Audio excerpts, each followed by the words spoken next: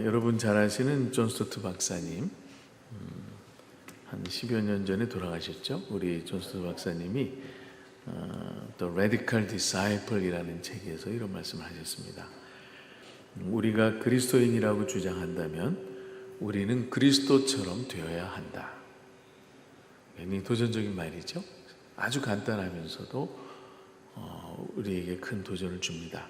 우리가 정말 그리스도인이라면 우리는 그리스도처럼 되어야 된다.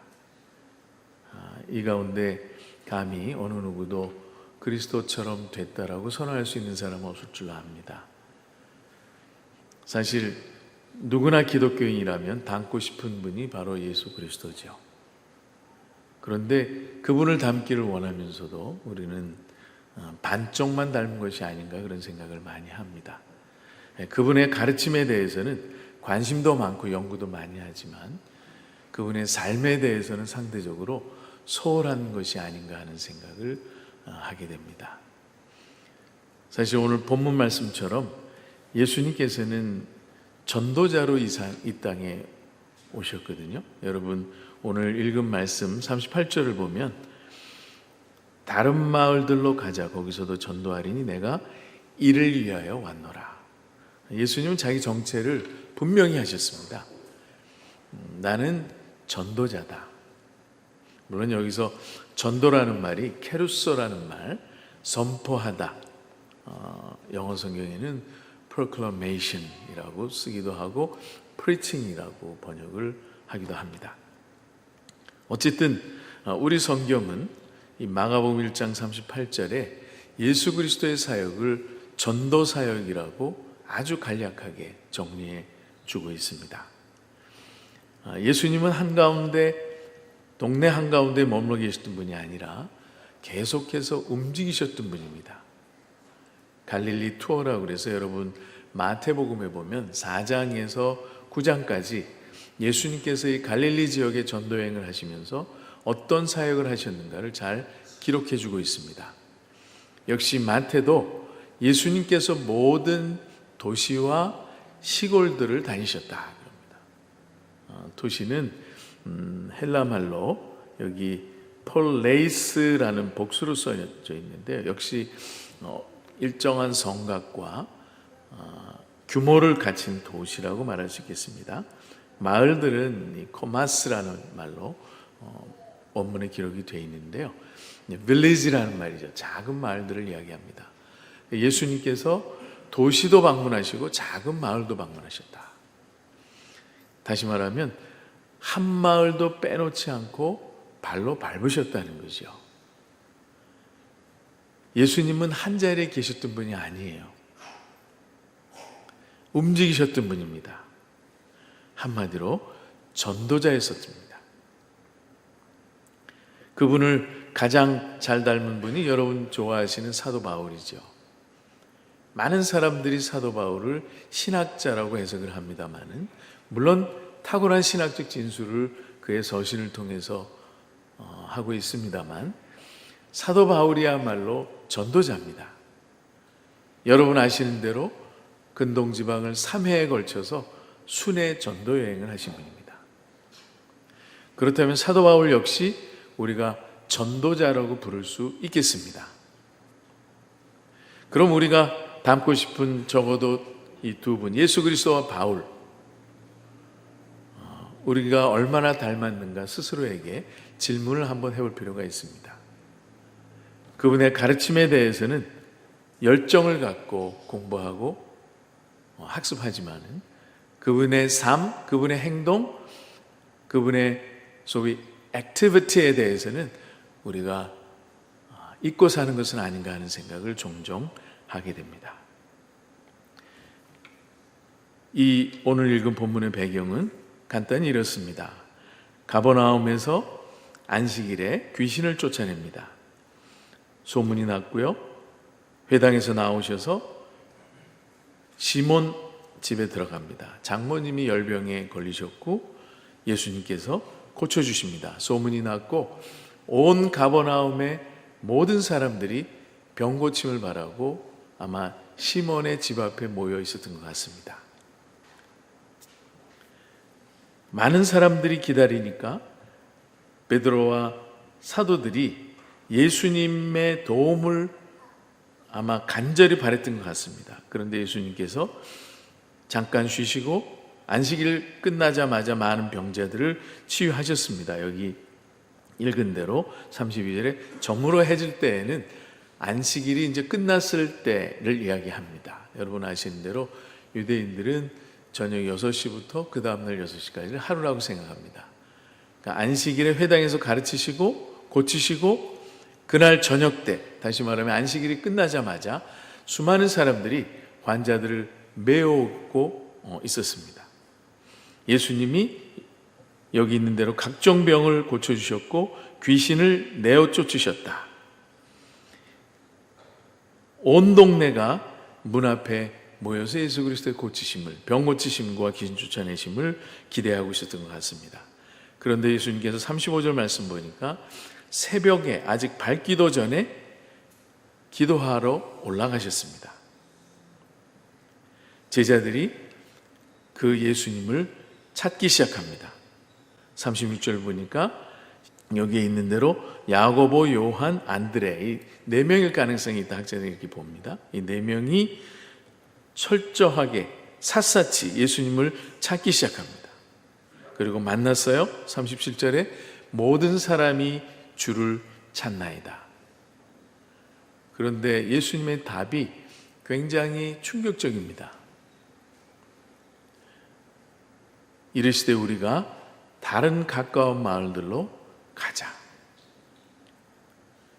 어떻게 보면 냉정한 예수님. 많은 백성들이 모여서 만져주심을 바라고 치료를 기대하는 백성들을 철저하게 외면하시는 예수님. 제자들의 간곡한 요청을 외면하신 예수님. 다른 마을들로 가야 되겠다. 거기서도 전도해야 된다. 많은 학자들이 다양한 해석을 합니다만은 적어도 저는 이 장면이 예수 그리스도가 왜 이런 행동을 했는가를 이렇게 해석하고 싶습니다. 이미 가버나움에 있는 백성들은 복음을 보았습니다. 만졌습니다. 들었습니다. 예수님께서는 또 다른 마을에 동일한 복음 선포를 하시고 싶었던 거죠. 그래서 정말로 냉정하게 다른 마을로 발걸음을 옮기십니다. 여기서 기도했다라는 기록이 등장하는데 마가복음에는 3번 등장합니다. 14장 32절에서 42절 겟세마네 기도, 그리고 6장에 5,000명을 먹이신 다음에 즉시 제자들을 보내시고 자기는 기도하러 간 사건이 기록되어 있습니다. 어쨌든 마가복음에는 3번이 기록되어 있는데 이 3번은 예수 그리스도가 매우 중요한 순간이었음을 성경이 기록해주고 있습니다. 여러분 잘 아시는 대로 겟세마네 동산에서의 예수 그리스도의 기도, 정말 심각한 기도죠. 죽음을 앞둔. 그리고 마가복음 6장 46절에 등장하는 오병이어의 기적, 5,000명을 먹이시고 나서 예수님이 기도하러 올라가십니다. 그런데 여기 마가복음 6장 46절을 보면 제자들을 보낼 때 즉시 재촉하사 제자들을 보냈다 이런 기록이 나와 있습니다. 왜 예수님께서 5,000명을 먹이신 다음에 제자들을 재촉하면서 갈릴리 바다를 건너서 호수를 건너서 다른 편에 가게 하셨을까? 굉장히 궁금하지 않으세요?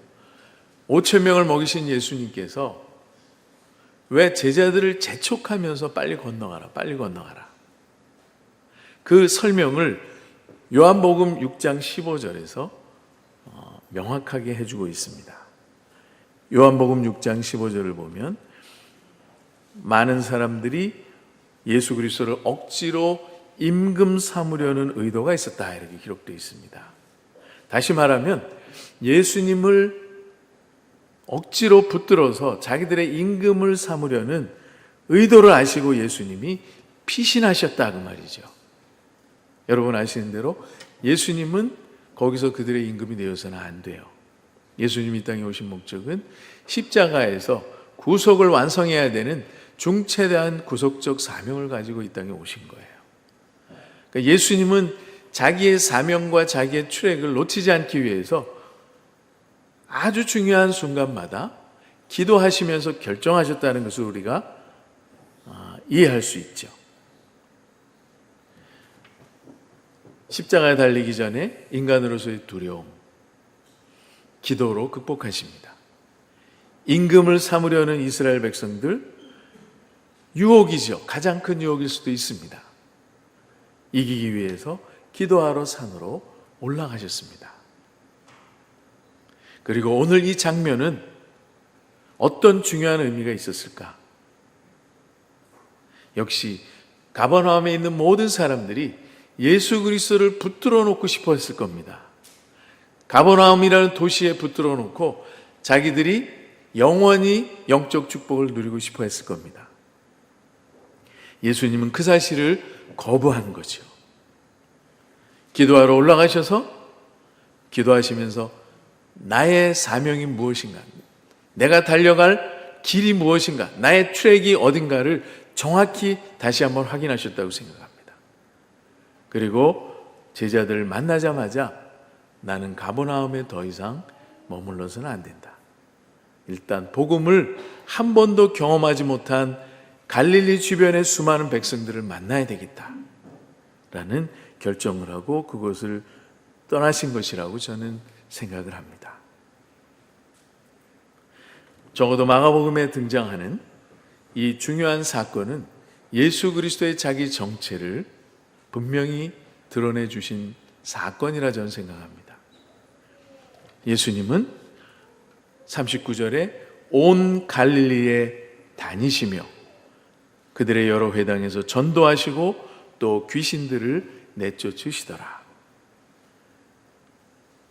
말한 즉시 움직이셨어요. 그리고 온 갈릴리에 있는 마을들을 다 방문을 했습니다. 그 당시에 갈릴리는 여러분 아시는 대로 대도시들이 상당히 많았다고 그럽니다.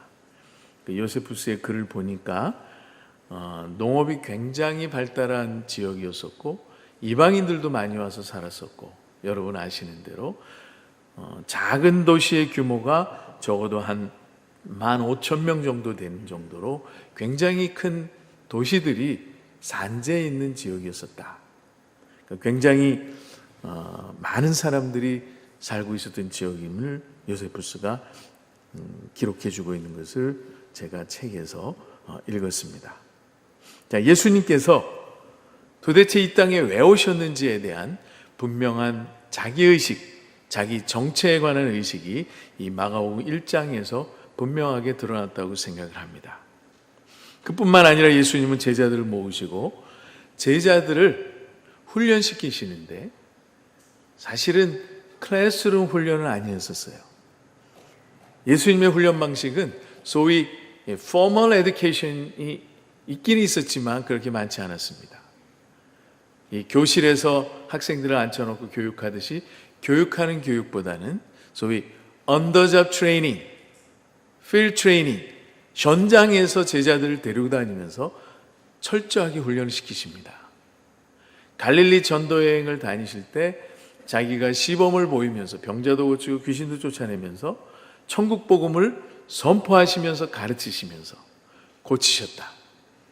이 마가의 기록과 달리 마태는 예수 그리스도가 갈릴리 투어를 통해서 전도 여행을 통해서 세 가지 사역을 하셨다고 기록해 주고 있는데요.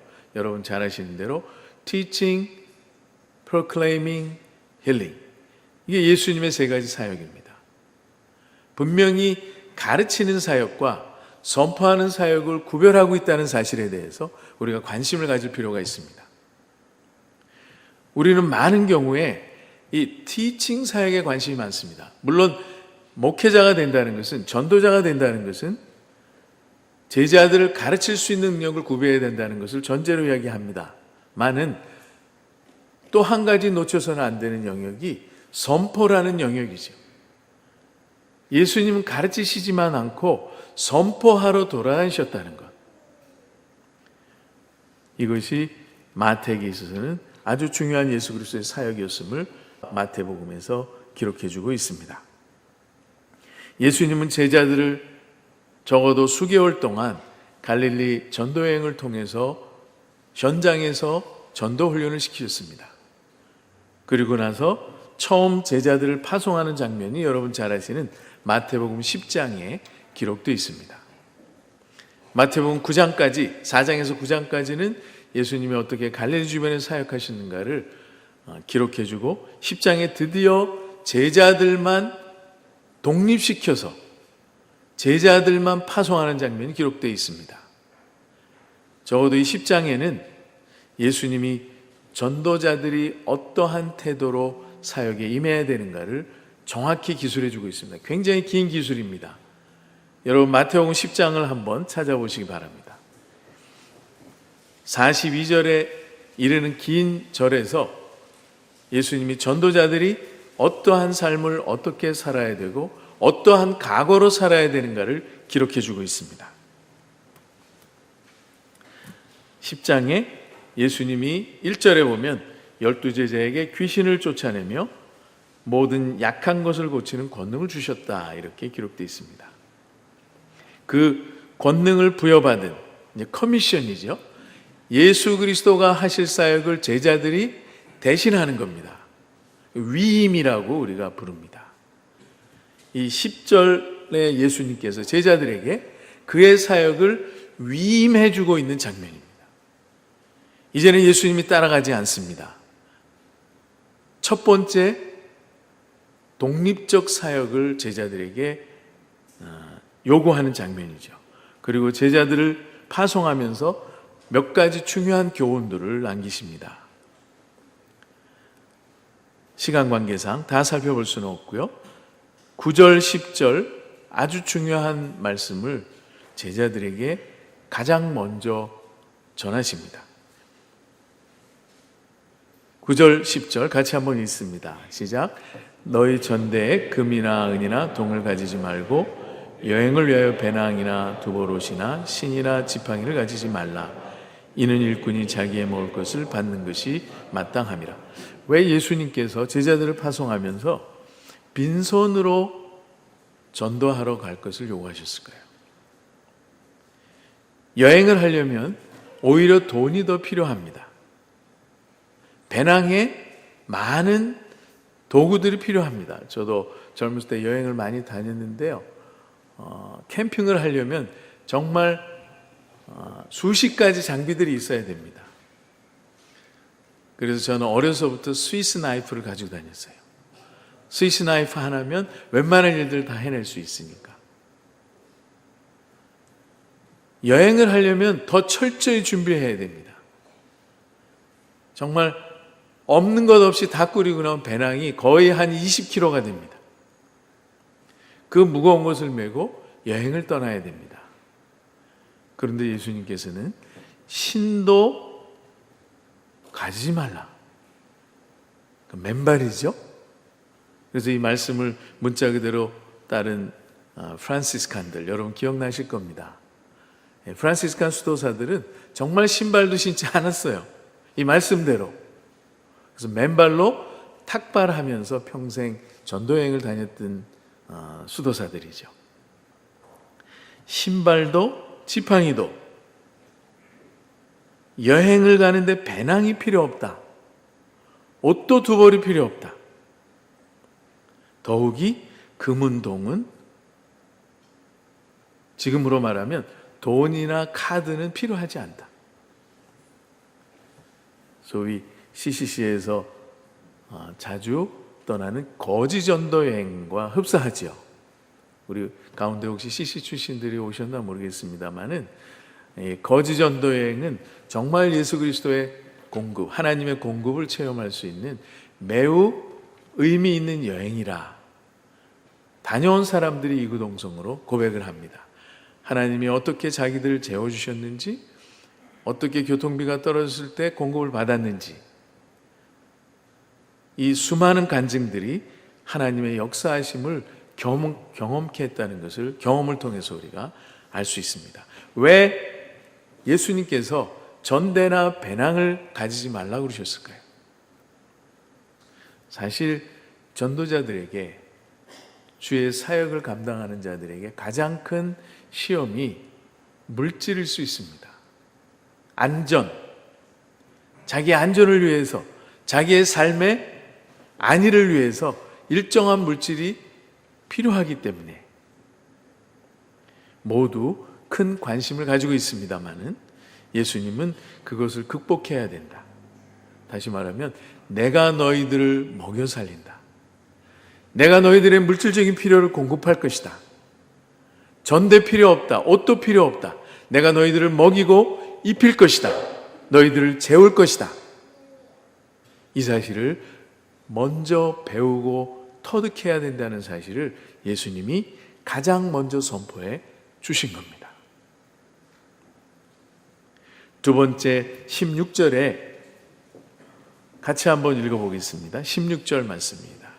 보라, 내가 너희를 보냄이 양을 이리 가운데로 보낸 것 같도다. 그러므로 너희는 뱀같이 지혜롭고 비둘기같이 순결하라. 예수님께서 전도자의 삶은 이리떼 가운데 보내진 양 한 마리 같다. 늘 위기 상황입니다. 언제 죽을지 모릅니다.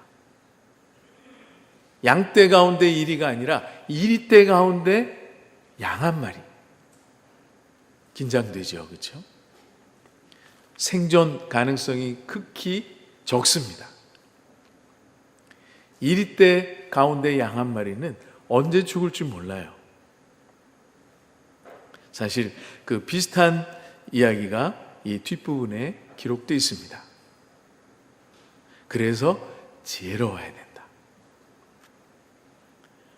그리고 순결해야 된다. 여기서 순결이라는 것은 도덕적인 순결을 포함하기도 하지만은 복음 안에 철저하게 거하는 삶, 타협하지 않는 삶, 세상과 타협하지 않는 절대적인 순종, 말씀에 철저하게 순종하는 그 순종을 의미한다고 생각합니다. 사실 이 16절은 그 이하에 등장하는 예수님의 교훈의 모든 영역에 동시에 적용돼야 되는 덕목이라고 생각을 합니다. 왜냐하면 많은 사람들이 너희를 채찍질할 것이고 너희를 가둘 것이다. 너희가 미움을 받을 것이다. 박해도 받을 것이다. 끝까지 견뎌야 된다. 여기서 지혜와 순결이 절대적으로 요구되는 환경임을 우리가 알 수 있습니다. 이 동네가 너희를 박해하거든 저 동네로 피하라. 지혜죠? 이슬람권에 가서 예수를 믿으시오라고 광장에서 외치면 바로 죽습니다. 지혜가 필요합니다. 예수님은 피해라. 너를 박해할 때 맞서지 말고 피해라. 다른 마을로 가라. 먼지를 털어버려라. 너희가 두려운 상황을 만나게 될 것이다. 두려워하지 말아라. 참새 2마리가 한 아사리온에 팔리는 것이 아니냐. 하나님께서는 너희의 머리털까지 다 세신 바 되느니라. 두렵죠. 특히 선교제, 우리나라는 상황이 좀 다릅니다만은 선교지에 가서 복음을 전하다 보면 두려울 때가 있습니다. 특히 이슬람권에 가면 청년들이 오토바이 타고 가면서 내가 오늘 저녁 때 너희 교회에 불질러 버리겠다. 교회에 나가보면 유리창이 깨져 있고 불탄 흔적이 남아있고 두려움이 있습니다.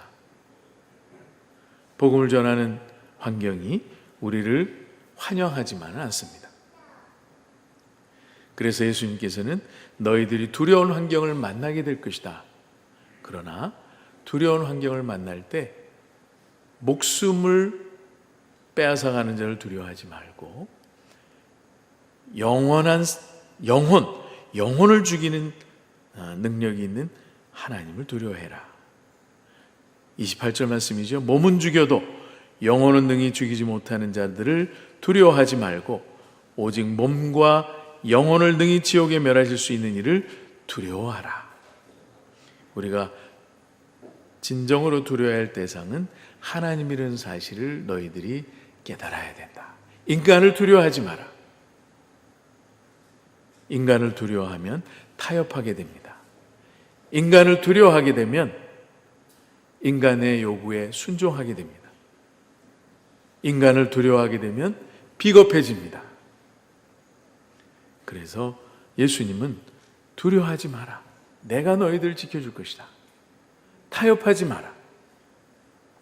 많은 사역자들이 처음에는 순수하게 출발했다가 결국 타협함으로써 자기의 사역이 망가지는 경우를 우리가 많이 경험하게 됩니다.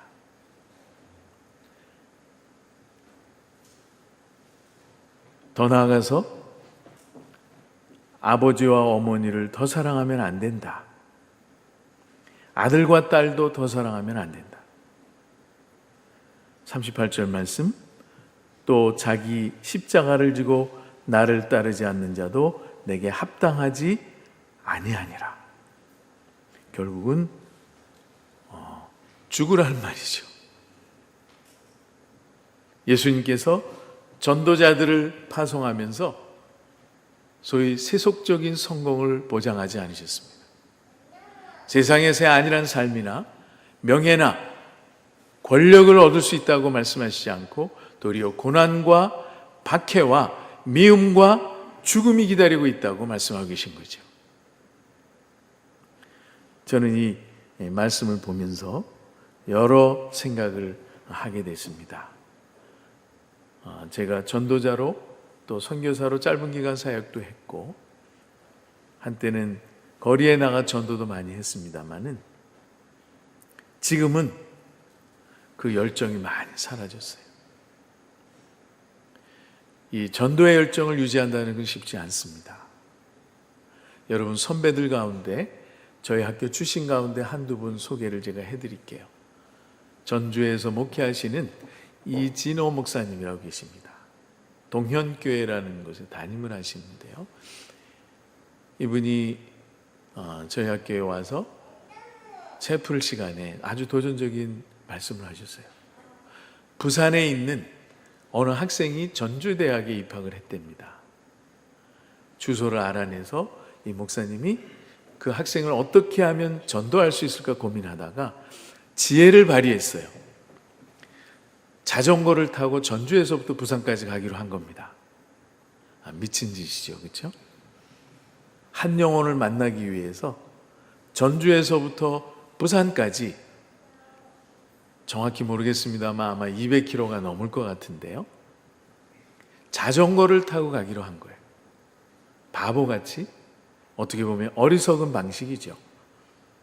차를 타고 가면 되는, 차가 없지도 않아요. 자기 차가 있거든요. 일부러 자전거를 타고 갔어요. 청년을 만났습니다. 당신이 오게 될 학교의 교목입니다. 소개를 하고 대화를 하고 교제를 하고 돌아왔습니다. 그 학생이 어떻게 될까요? 어떻게 됐을까요? 전주대학에 입학을 했고 당연히 예수 그리스도를 영접하고 신앙생활을 했겠죠. 여러분, 한 영혼에 대한 열정. 김진호 목사님, 그 외에도 수많은 간증들이 있습니다.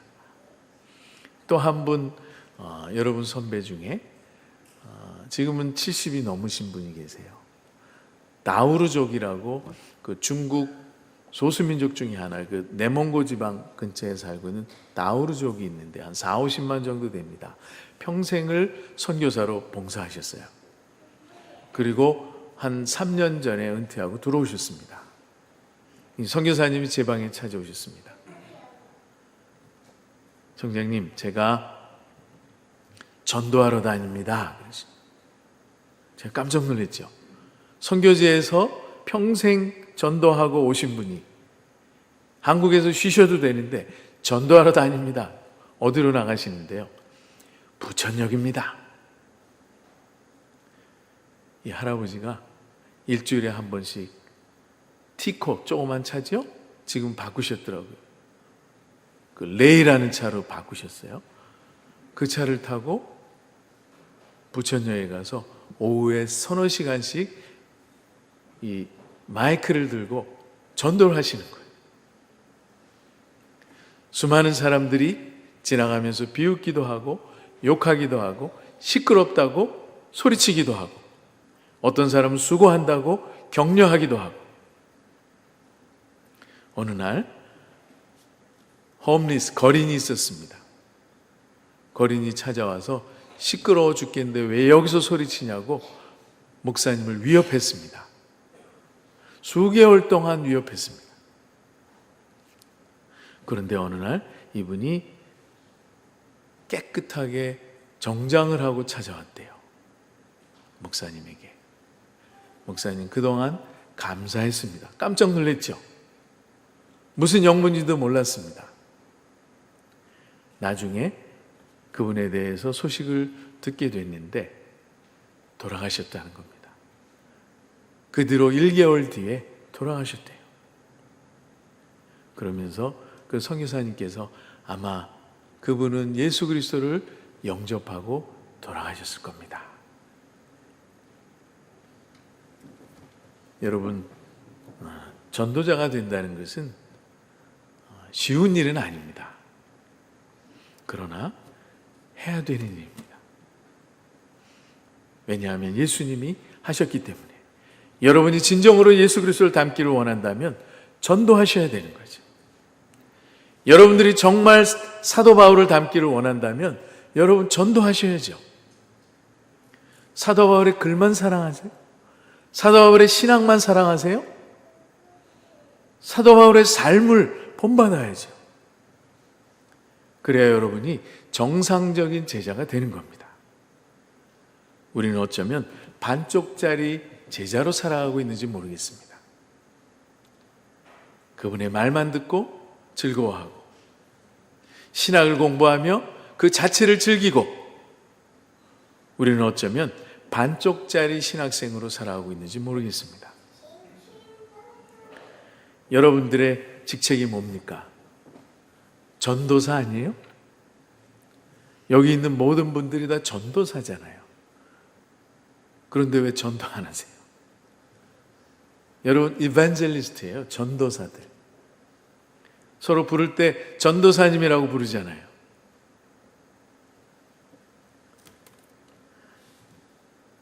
우리가 하나님의 공급을 신뢰하는 것을 신학교 때 또는 전도자로서 살아가면서 배우게 됩니다. 개인적인 얘기를 해서 죄송합니다만은 저도 지금까지 살아오면서 한 번도 사람들에게 재정적인 요청을 해본 적이 없습니다. 기도 편지를 통해서 복원을 했습니다만 선교 사역을 하면서 공부를 하면서 한 번도 제가 누구에게 재정적인 필요를 요청해 본 적이 없어요. 그런데 놀랍게 하나님께서 지금까지 살려주셨어요. 넉넉하지는 않았지만 하나님께서 지켜주셨어요. IMF 때 제가 박사 공부를 할 때도 하나님 지켜주셨어요. 영국에 가서 슈퍼마켓에 가서 물건을 사고 카드를 냈는데 카드가 안 돼요. 나중에 알아보니까 한국에 있는 잔고가 제로예요, 제로. 그런 경험을 서너 차례 했습니다. 그래도 편지 쓰지 않았어요. 소위 페이스 미션이라는 겁니다. 믿음 선교. 물질적인 공급은 하나님만 바라본다. 제가 평생 학교에서 우리 제자들에게 페이스 미션을 가르치고 선포해 왔습니다. 총장이 됐어요. 사실 지금 제 안에는 상당한 스트러글이 있습니다. 내가 펀드레이징을 해야 되느냐, 앉아서 기도만 해야 되느냐. 지금 사실 제 안에도 지금까지도 이 순간까지도 영적인 스트러글링이 있어요. 내가 평생 동안 페이스 미션을 가르치고 선포한 사람이 이제 총장이 됐다고 그래서 돈이 필요합니다, 편지를 쓸 수 있을 것인가? 모르겠습니다. 하나님만 아시죠. 여러분, 제가 부끄럽지만 제 얘기를 한 이유는 여러분 평생 하나님만 의지하고 이 길을 가시기 바랍니다. 편지 안 쓰셔도 돼요. 하나님이 다 하세요. 기도가 더 뜨거워지고 더 순수해지고 더 맑아져요. 제 삶을 되돌아보면 제가 선교사 활동을 하고 공부하는 동안에 가장 맑은 영을 가졌던 것 같아요. 늘 하나님께 기도하고 나가고 엎드리고. 지금은 그때보다 훨씬 더 넉넉한 삶을 삽니다. 죄송하게도 저의 영적인 상태는 그때보다 훨씬 악화됐습니다. 망가진 거죠. 스포일 됐어요. 우리 마지막으로 주기철 목사님 이야기를 좀 나누고 마칠까 합니다. 여러분, 주기철 목사님 다 아시죠? 오늘 마지막 권면, 십자가를 지고 나를 따르라. 이 주 목사님 1938년 27회 총회에서 신사참배를 결의하고 나서 그 당시에 장대현 교회죠, 목회를 하시면서 거부하는 설교를 하십니다. 소문이 일본 경찰에게 들어갔고 대구 교도소에 갇히게 됩니다. 7개월 동안 갇힙니다. 그리고 나서 여러분 아시는 대로 거기서 당연히 고문과 괴로움을 많이 당하셨죠. 한마디만 부인해라, 한 번만 머리 숙여라, 끝까지 거부하셨습니다. 7개월 뒤에 출소하신 다음에 죽음을 각오하고 설교를 하셨습니다. 5가지 주제로 설교를 하셨는데요, 그 설교 글을 보니까 정말 아름다운 시 같아요. 여러분 나중에 찾아서 꼭 한번 읽어보세요. 정말 너무 도전적이고 감동적이고 나를 부끄럽게 하는 시였었어요. 제가 이 말씀을 준비하면서 그 시를 읽으면서 속으로 많이 회개하고 눈물 흘렸어요. 5가지 주제입니다. 간략하게 제가 소개해 드릴게요. 시간이 없으니까 빨리 읽겠습니다. 첫 번째 주제는 죽음의 권세를 이기게 해 주십시오. 죽음에 대한 두려움을 7개월 동안 맛본 거죠. 감옥에서. 죽을 수도 있구나. 소나무는 죽기 전에 찍어야 씨 푸르고 백합화는 시들기 전에 떨어져야 향기롭습니다. 세례 요한은 33세, 스데반은 청년의 뜨거운 피를 뿌렸습니다. 이 몸도 시들기 전에 주님의 제단의 제물이 되겠습니다. 두 번째 주제, 고난을 끝까지 견딜 수 있게 도와주시옵소서. 너는 내 이름으로 평안과 즐거움을 다 받아 누리고 고난의 잔은 어찌하고 왔느냐고 물으시면 나는 무슨 말로 대답하오리까? 주님을 위하여 오는 십자가를 내가 어찌 피하였다가 이 다음에 주님께서 너는 내가 준 유일한 유산인 고난의 십자가를 어찌하고 왔느냐고 물으시면 나는 무슨 말로 대답하오리까? 세 번째, 노부모님과 처자를 위한 기도를 부탁했습니다. 나는 십자가 밑에서 애통하는 어머님을 제가 요한에게 부탁한 주님께 나도 내 어머님을 부탁합니다. 불효한 이 자식의 봉양보다 무소불능하신 주님께서 내 어머님을 부탁하고 나도 주님의 자취를 따라가렵니다. 나의 병든 아내 주님 손에 부탁하는 것이 이 못난 사람의 도움보다 좋을 줄 압니다. 병든 아내가 있었고요, 자녀들이 있었습니다. 이 어머니를 생각하면서 눈물을 흘리면서 기도했던 그 기록들이 앞에 나와 있는데 제가 생략했습니다. 네 번째 주제, 의에 살고 의에 죽도록 하십시오. 못합니다. 못합니다. 그리스도의 신부는 우상 때문에 정절을 잃어버리지 못합니다. 이 몸이 어려서 예수 안에 자랐고 예수께 헌신하기로 10번 100번 맹세하였습니다. 예수의 이름으로 밥 얻어먹고 영광을 받다가 하나님의 계명이 깨어지고 예수의 이름이 땅에 떨어지게 되는 오늘, 이 몸이 어찌 구구도생 피할 수가 있사오리까. 마지막입니다. 내 영혼을 주께 부탁하나이다. 이제 죽음을 각오하고 쓴 설교죠. 옥중에서나 사형장에서나 내 목숨 끊어질 때에 내 영혼을 받으시옵소서.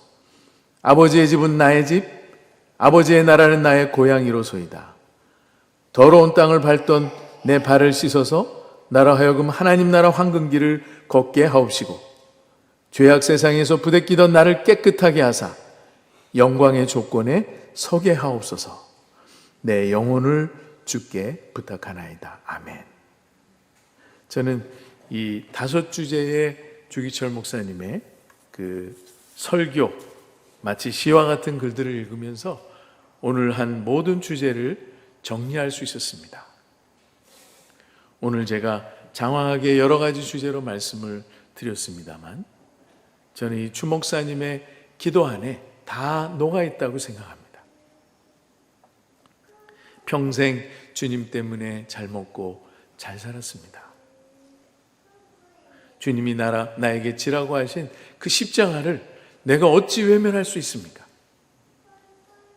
제가 기쁨으로 질 수 있도록 용기를 주십시오. 고난에 대해서 길게 설명하셨습니다.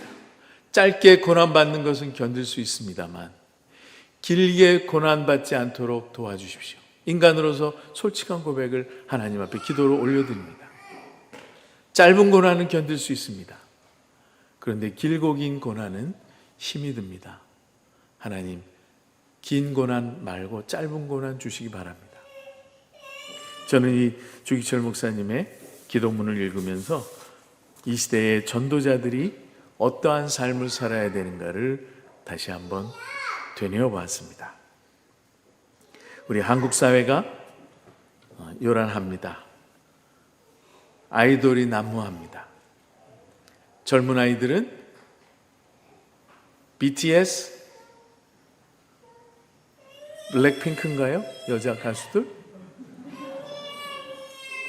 이 아이돌이 난무합니다. 여러분, 이름이 그야말로 아이돌이에요. 하나님이 제일 싫어하는. 너희들 우상 숭배하지 말라. 그런데 이 청소년들이 전부 우상들을 가지고 있어요.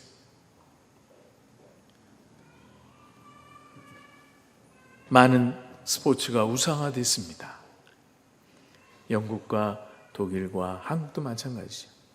이제 더 이상 스포츠로서의 기능이라기보다는 이제 우상에 가까워졌죠. 동성애가 난무하는 사회가 되었습니다. 자살이 늘고 있습니다. 탄식 소리가 들립니다. 많은 사람들이 허무하고 소외당해서 자살하고 있습니다. 소망이 필요하고 생명이 필요합니다. 예수 그리스도의 복음 외에는 이 땅을 치료할 수 있는 방법은 없습니다. 여러분들이 그 사명을 감당하셔야 됩니다. 한국 사회가 무너지고 있습니다. 한국 교회가 쇠락하고 있습니다. 이 무너져가는 한국 사회를 누가 일으켜 세울 것인가? 저는 여기 앉아 있는 여러분이 그 일을 감당해야 된다고 생각합니다. 그러기 위해서 오늘 이 자리에 와서 앉아 있는 처음 방문하신 여러분들을 진심으로 환영하고 한편으로는 감사하다고 생각을 합니다. 많은 청년들이 대기업에 가고 싶어하고 많은 청년들이 아니란 삶을 살고 싶어 하는데 주님을 위해서 바쳐서 이 몸 바쳐서 살겠다고 오신 여러분 정말 귀하신 분들입니다. 여러분이야말로 VIP예요. 우리 학교의 VIP뿐만 아니라 하나님의 VIP입니다. 일꾼들이 사라지고 있어요. 더 이상 신학교에 오지 않습니다. 여러분들이 얼마나 귀한 존재인가를 스스로 인식하셔야 됩니다. 예수님이 이스라엘 백성들이 목자 없는 양같이 헤매는 것을 보고 연민을 가지셨듯이 여러분이 이 무너져가는 한국 사회를 보고 연민을 가지셔야 돼요. 여러분이 소망입니다. 여러분 안에 있는 복음이 소망입니다. 여러분 안에 있는 복음만이 한국 사회를 살릴 수 있습니다. 기도하겠습니다. 하나님 아버지, 전도자로 평생을 사셨던 주님을 닮기를 소원합니다. 전도자로 평생을 사셨던 바울을 닮기를 소원합니다. 아버지 하나님, 우리가 남은 여생 전도자로 살기를 소원하오니 힘주시고 가르쳐주시고 인도하시고 종래에 하나님께 큰 영광 돌리며 찬양하며 주님 만나는 저희들 되게 해 주시옵소서. 예수님 이름으로 기도합니다.